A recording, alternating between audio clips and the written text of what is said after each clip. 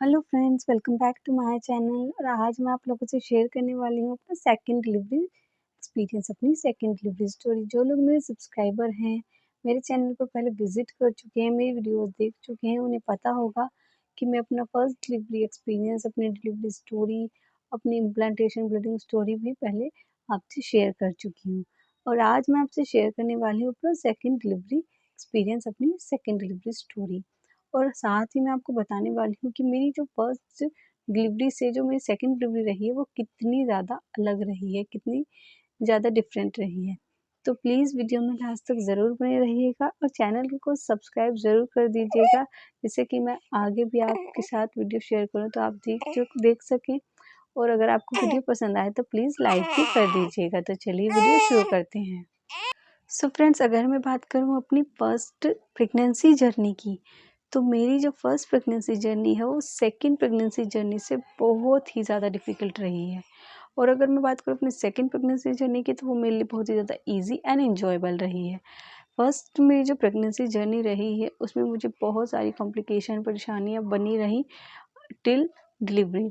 Delivery तक मुझे ये परेशानियाँ बनी रहीं, जैसे कि नौज़िया, सीने में जलन, एवरी टाइम मुझे चक्कर आते थे, फ़ीवर जैसा फ़ील होना, वीकनेस, और मेरा डाइजेशन बिल्कुल भी अच्छा नहीं था। और बहुत ही ज़्यादा मूड स्विंग्स जैसी बहुत सारी प्रॉब्लम मुझे अपनी फर्स्ट प्रेगनेंसी के टाइम पे बनी रही, और ये प्रॉब्लम मुझे लास्ट तक ही बनी रही जब तक मेरी डिलीवरी नहीं हो गई। और अगर मैं बात करूँ अपनी सेकंड प्रेगनेंसी जर्नी की, तो वो इतनी ज़्यादा ईज़ी रही मेरे लिए।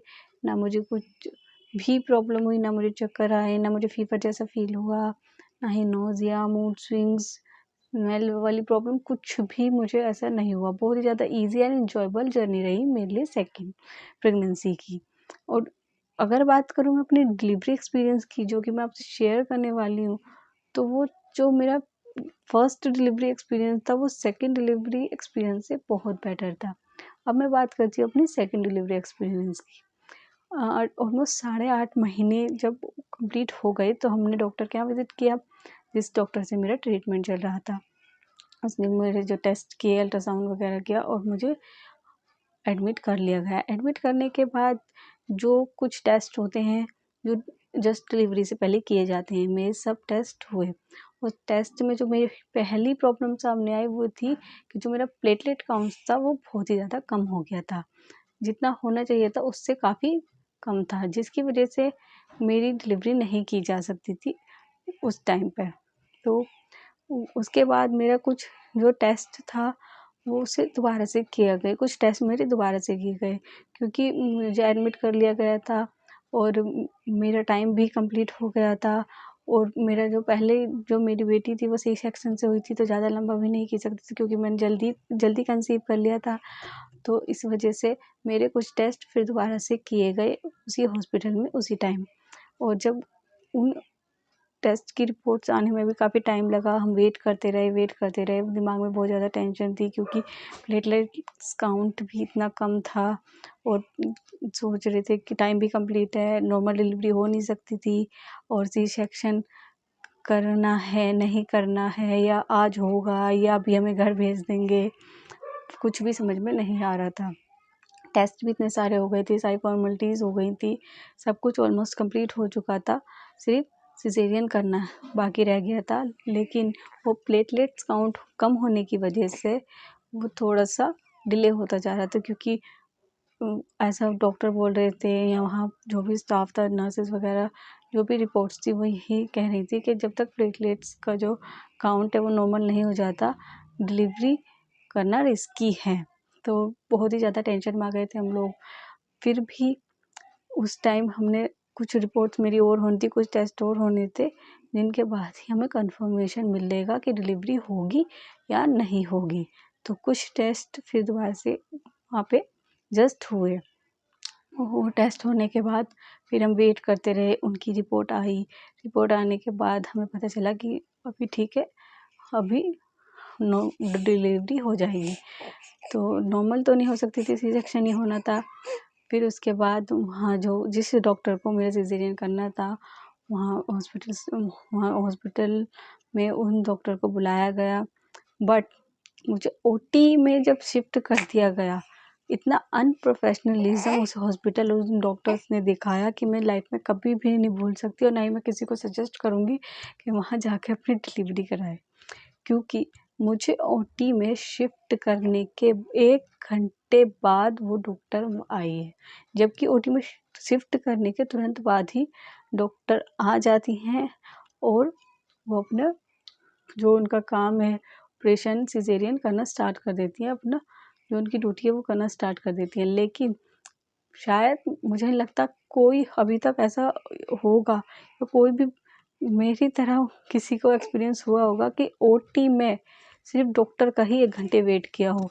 मुझे इतना ज़्यादा डर लग रहा था, वहाँ सिर्फ कोई भी नहीं था, सिर्फ 2-3 वहाँ का स्टाफ था, 2-3 मेंबर्स थे जो वहाँ नर्सेस वगैरह वार्ड बॉय वगैरह, और कोई भी नहीं था। मेरी सारी फैमिली ओटी के बाहर वेट कर रही थी और उन लोगों को इतना ज़्यादा गुस्सा आ रहा था कि उन्होंने बोल भी दिया था कि हमें यहाँ नहीं कराना, हमारा पेशेंट हमें दे दो, हम कहीं और जाकर डिलीवरी करा देंगे।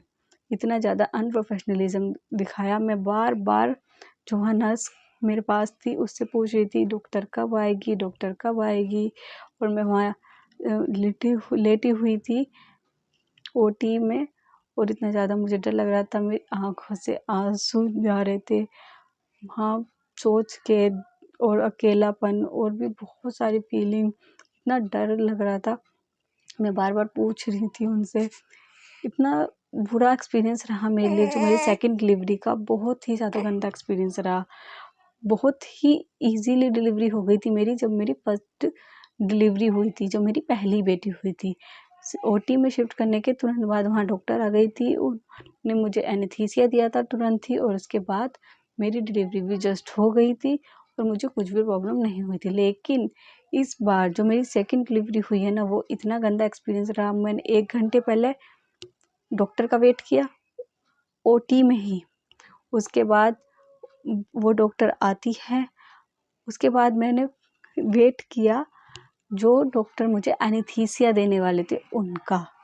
ऑलमोस्ट 1 से 1.5 घंटे मैंने सिर्फ ओटी में वेट ही किया है।